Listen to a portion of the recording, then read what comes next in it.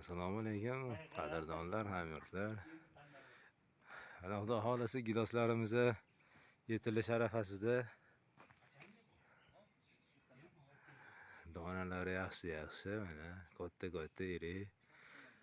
Buni hammadan ham donasidan ham buni eng qiziq joyi buni tanasidir. Tanasi Allohning qudrati, mo'jizasi bilan tanasida gap.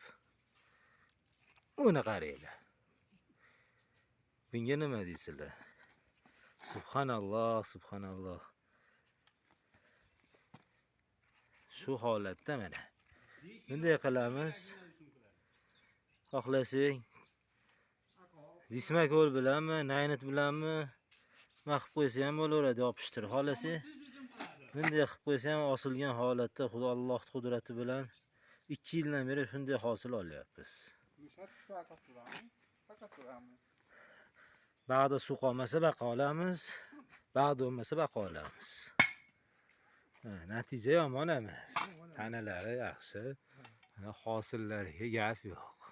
Mana dehqon keldi, katta dehqon deb qo'y, mana. Mana dehqon akamiz o'zlari bo'ladilar. Bog'lasa mashlardan katta umidim bor.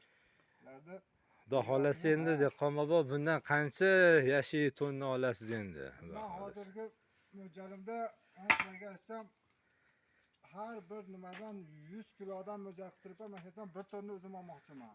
Alloh alam, Alloh barakasini bersin. Shu tayida tomiri yo'q uzumlardan 1 tonna olar ekansiz-da. Olaman. Hozirda bular meni kelajagim bular. Uzr, Kelajagim. Yaxshi, omadingizni bersin dehqon tayida bobo. bu uzumingizni tomiri yo'q ekan-da. Tomirini olib qo'yganmiz. Yo'q.